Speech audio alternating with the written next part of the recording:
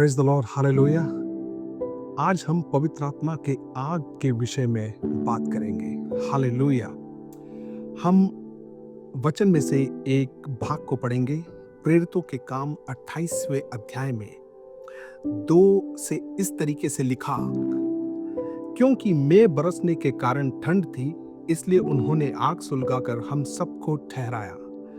जब पौलुस ने लकड़ियों का गट्ठा बटोरकर आग पर रखा, तो एक सांप आंच पाकर निकला और उसके हाथ से लिपट गया। तब उन निवासियों ने सांप को उसके हाथ से लटके हुए देखा तो आपस में कहा, सचमुच यह मनुष्य हत्यारा है कि यद्यपि समुद्र से बच गया तो भी न्याय ने जीवित रहने ना दिया। पौलुस अपने सफर में था और उस सफर में जब वो जहाज टूट गया और वो उस टापू पे पहुंची। जब वो उस टापू पे पहुंचे, ये उस जगह का विवरण है। हम इसके कुछ आध्यात्मिक बातों की तरफ जाएंगे। वहां ऐसा लिखा, क्योंकि मेघ बरसने के कारण ठंड थी। कभी कभी हमारे इस जर्नी में, इस विश्वास की जर्नी में, यीशु मसीह के पीछे हम जब चलते हैं तो हमारी जिंदगी भी बड़ी ठंडी सी हो जाती है। अगर आप ऐसे ठंडी या एक निरुत्साहित जिंदगी अगर आप देख रहे हो तो मैं आपसे कुछ बातों को बताना चाहता हूं। Revelation 3:15 it says, I know your deeds that you are neither cold nor hot. आप ना तो ठंडे हो ना आप गर्म हो। ये दुनिया हमको एक ऐसे अनुभव में डाल सकती है जहां हम मसीह के पीछे चलने तो लगे, लेकिन कुछ समय चलने के बाद अब हमारी आत्मिक जिंदगी बहुत ठंडी हो गई है। आज के दिनों में, आज के समयों में मसीही जीवन ठंडा हो जाना ये बहुतों का अनुभव बनता जा रहा है। मैं आपको बता दूं कि आपको ऐसे अनुभव करने की जरूरत नहीं। अगर आपके पास परमेश्वर का वचन है और आप उस परमेश्वर के वचन पे चलते हो तो आप हमेशा परमेश्वर के वचन और आराधना के द्वारा और परमेश्वर के वचन और प्रार्थना के द्वारा, फास्टिंग के द्वारा आप ऐसे अनुभवों से निकल के बाहर आ सकते हो। हमें समय का सही उपयोग करना है। Revelation 3:15 में बोला गया कि you were neither cold nor hot. हमने जिस वचन में पढ़ा वहां पौलुस क्या करता है, लकड़ियां बटोरने जाता है। उनको लगता है, पौलुस को लगता है शायद इन लोगों ने जो आग लगाई है कुछ समय तक होगी, लेकिन मैं लकड़ियां बटोर के लाता हूं। We have to build the fire. हमें वो आग को बनाना है। हालेलुया। आग पवित्र आत्मा का कार्य है, लेकिन वचन हमको उस प्रार्थना के समय में वचन को लेके हमें अपने आप को परमेश्वर के सामने प्रस्तुत करना है। हालेलुया। हम परमेश्वर के सामने परमेश्वर के वचन को लेके उस प्रार्थना के समय में जाते हैं और उस अनुभव में जाते हैं जहां वो आग के समान हमारी जिंदगी में कार्य करता है। तो we have to build the fire. यहाँ पे a few Bible verses which I'm going to read. 1 King 18:38 में Elijah prayed. If you go and read that entire portion, he prayed and fire fell down. अगर आप सिर्फ वचन को पढ़ रहे हो और सिर्फ वचन तक सीमित हो तो वो आग नहीं आके उतरेगी। वो प्रार्थना के समय में जब हम वचनों को जो हमने पढ़ा है पवित्र आत्मा के सामने लेके जाते हैं, तब वो आत्मा की आग हमारे ऊपर उतरती है। एक और वचन को मैं पढ़ूंगा, मैथ्यू 3:11। उसमें ऐसा लिखा, I baptize you with water for repentance, but he who is coming after me is mightier than I. John इस तरीके से बोलता है, whose sandals I am not worthy to carry. He will baptize you with the Holy Spirit and fire. पवित्र आत्मा और उसकी आग के द्वारा। हिब्रू 1 उसके 7 में ऐसा लिखा, of the angels he says he makes his angels winds and his ministers a flame of fire. क्या है ये आग? ये पवित्र आत्मा की आग है। आग क्या करती है? देखिए, आग रोशनी देती है।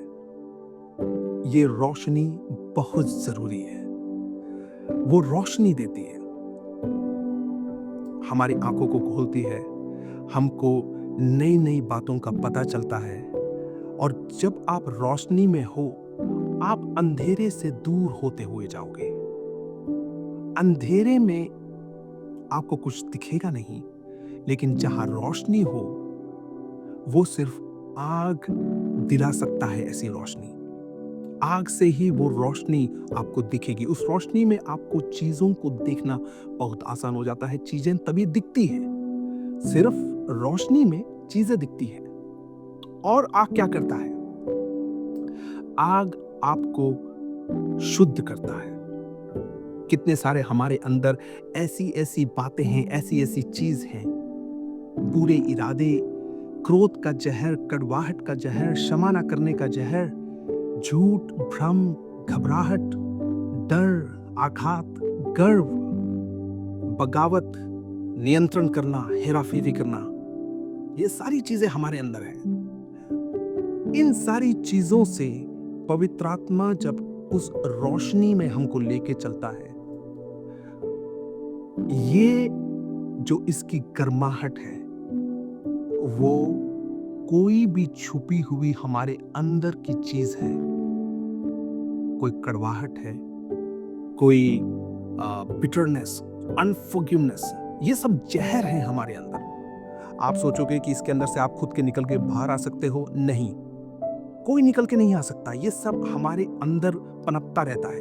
परिस्थितियां आएंगी, लोग आएंगे, बातें होंगी, और उन परिस्थितियों के द्वारा, बातों के द्वारा आप लोगों को बड़ा सम्मान करते होंगे, आप लोगों को बड़े अच्छे से आप व्यवहार करते होंगे। लेकिन वो ही लोग आपसे कुछ कभी इस तरीके से बातें करें, बोले, जो ऐसा जहर डाल देंगे आपके अंदर, आप उन जहर को लेके चलते रहोगे। आप उस क्रोध को लेके चलते रहोगे, आप उस जहर को लेके चलते रहोगे, आप उस कड़वाहट में से निकल नहीं पाओगे। और आपको एहसास होगा कि मेरे अंदर इतनी सारी बातें हैं। लेकिन जैसे आप पवित्र आत्मा के पास जाओगे, वो इन कड़वाहट को निकालेगा। वो इन परिस्थितियों ने आपको जिन स्तरों पे, जिन स्थानों पे आपको फेंका है, वहां से निकल के आएगा। आपके अंदर उसका स्नेह को वो भरेगा। तो ये चीजें सतह पे आ जाती हैं। होता क्या है, जब हम वचन को लेके बैठते हैं, तब ये चीजें it starts to surface on your life. वरना ये चीजें आपके अंदर ही होंगी, ये कभी सतह पे नहीं आएगी। जब सतह पे ये आएगी, अब आपको साफ दिखने लगेगा कि मेरे अंदर इतना क्रोध क्यों है, मेरे अंदर इतना कड़वाहट क्यों है। मैं उस इंसान को माफ कर ही नहीं पा रहा, क्योंकि आप करने की कोशिश कर रहे हो। हम पवित्र आत्मा के पास इसलिए जाते हैं, वचन लेके इसलिए जाते हैं, क्योंकि हम खुद हमारे पे निर्भर बिल्कुल नहीं होते।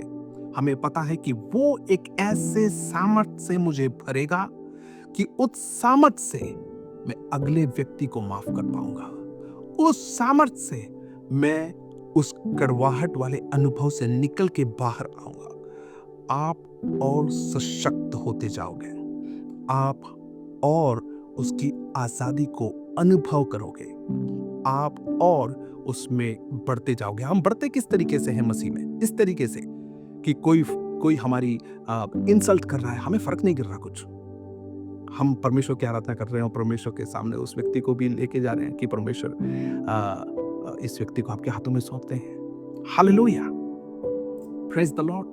तो जितने भी बुरे इरादे हैं, जितने भी कुछ सेल्फिश एम्बिशंस हो सकते हैं, कुछ खुद अपने बारे में हम बहुत बड़ा सोच सकते हैं, ऐसी बहुत सारी बातें आपको घिरा सकती हैं मसीही जीवन में। इसलिए हम पवित्र आत्मा पे निर्भर होते हैं। हम हमारी सोच समझ में निर्भर नहीं होते, क्योंकि हमारा सोच और समझ हमको कहीं भी तितर बितर कर सकता है। इसीलिए प्रार्थना के समय सबसे इंपॉर्टेंट समय है। इस समय में समझौता नहीं होना चाहिए। हालेलुया। दूसरा जो आग करती है, आग पिघलाती है हमारे हृदयों को, हमारे देखिए पेपर भी जल जाता है आग में, लेकिन जो लोहा वो भी पिघल जाता है आग में। आपके हृदय कितने भी कठोर क्यों ना हो, समय लगेगा, समय लगेगा। ये एक दिन में नहीं, ये एक प्रक्रिया है। आपको आना है। हो सकता है आपके अंदर का गुस्सा एक दिन में शांत ना हुआ, लेकिन कुछ कम हुआ है। अगले दिन फिर आइए और उसकी सहभागिता में, प्रार्थना में जाइए। आप देखेंगे आपके अंदर चीजें बदल रही है, पूरी नहीं, धीरे धीरे। पहले से अब आप गुस्सा कम करते हो। पहले जिन विषयों में आप बहुत ज्यादा गुस्सा करते थे, अब कम करते हो, और कम और कम। ऐसे समय आएंगे जहां पे जिन पे गुस्सा करना है उनसे आप प्यार करना सीख जाओगे। क्यों? क्योंकि अब आपको फर्क नहीं गिरता कौन आप पे कितना गुस्सा करता। आपको फर्क नहीं गिरता। आपके अंदर पवित्र आत्मा का प्रेम है और वो ओवरफ्लो करेगा। अगर पवित्र आत्मा ने प्रेम भरा है तो वो ओवरफ्लो करेगा। हालेलुया। आप किसी इंसान को दिखाने के लिए नहीं, आसपास के लोगों को बताने के लिए नहीं, लेकिन ये आपके साथ एक निरंतर कार्य को होते हुए आप देख रहे हो। यही आपके अंदर एक बहुत बड़ी गवाही है।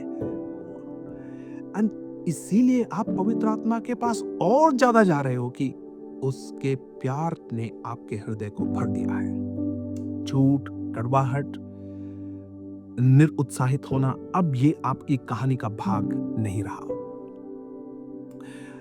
आग फैलती है, आग हमेशा फैलती है। अगर आपके अंदर विश्वास की आग है, आपके अंदर पवित्र आत्मा की आग है, तो आप जिस तरीके से बात करोगे ये दूसरे लोगों के अंदर भी फैलेगी। आपके अंदर का विश्वास दूसरों के अंदर उनके विश्वास को और स्थिर और मजबूत और उम्दा करेगा। आपकी बातें रूहानी होंगी, आपकी बातें विश्वास भरी होंगी, आपका प्रोत्साहन, आत्मिक प्रोत्साहन दूसरों को प्रोत्साहित करेगा। आप वो अंधे व्यक्ति नहीं जो दूसरे अंधे को रास्ता दिखा रहा है। आप देख रहे हो, धीरे धीरे आपके साथ चलने वाले देखने लगेंगे। हालेलुया। आग,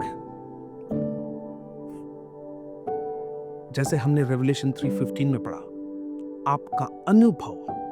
आपका अनुभव किसी भी बर्फीले ठंडे तापमान जैसा हो, वो एक धधकती हुई आग के समान आपके विश्वास को लेके आ जाएगा। आप कितने भी पीछे चले गए हों, आप वैसे महसूस नहीं करते जैसे पुराने दिन थे। देखिए, पुराने दिनों के अभिषेक वो पुराने दिनों के लिए थे। आज के दिन के अभिषेक आज के दिनों के लिए है।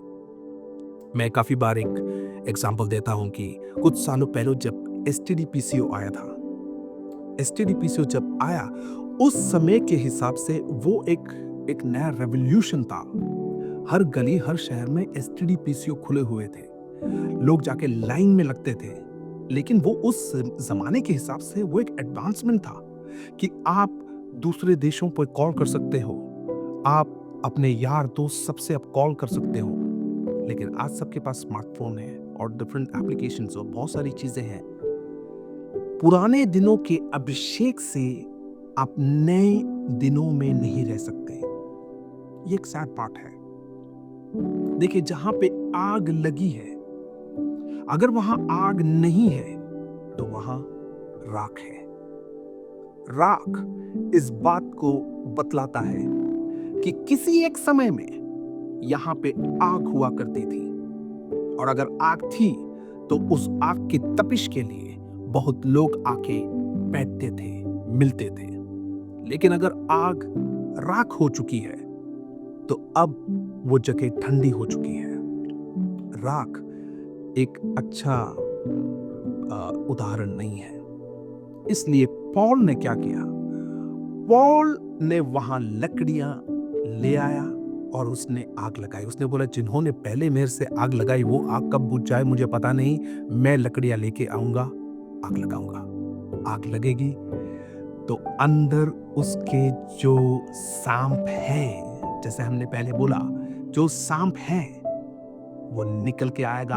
आग की गर्मी इतनी ज्यादा है कि वो सांप को निकल के बाहर आना ही पड़ेगा। अगर पवित्र आत्मा की आग है तो जो भी क्रोध है, जो भी कड़वाहट है, जो भी खोखलापन है, जो भी लोनलीनेस है, जो भी आपके हृदय के एक्सपीरियंस है, जो गहरे गड्ढे में आप पड़े हो, वहां भी आग पहुंचेगी और वहां से आग निकाल के लाएगी। आग हमको परमेश्वर के उच्च स्थानों के करीब ले आएगी। अगर आज आप देखते हो कि आपका मसीही जीवन ठंडा है, आपका मसीही जीवन उस कदर नहीं है जैसे पुराने दिनों में था, आप उस पुराने अनुभव में जाना चाहते हैं, तो प्रार्थना के समयों में आ जाइए, वचनों को लेके उस घोर अंधकार से निकल के आइए। डिक्लेयर कर दीजिए, मैं आज प्रार्थना करने जा रहा हूं, मेरा परमेश्वर मेरे से बात करने वाला है और वो मुझे पहले के समान जिंदा करेगा और आत्मिक ऊंचाइयों को देख लेके जाएगा और मैं अपने आप को उसके सामने समर्पित करता हूं। आग आपके अंदर एक ज्वालामुखी के जैसे बनेगी। हालेलुया। बर्फीले तापमान से वो धधकती हुई तापमानों में आग लेके आएगी। हालेलुया। इन्हीं बातों से आज का ये स्मॉल एक मैसेज मैं स्टॉप करना चाहता हूं। मैं कहना चाहता हूं कि परमेश्वर आपको आशीषित करे, एक धधकती हुई आग समान कलीसिया का भाग बने, धधकते हुए आग समान लोगों के साथ, कलीसिया के लोगों के साथ रहें। परमेश्वर की आग आपको आगे बढ़ाए। Praise the Lord. God bless you.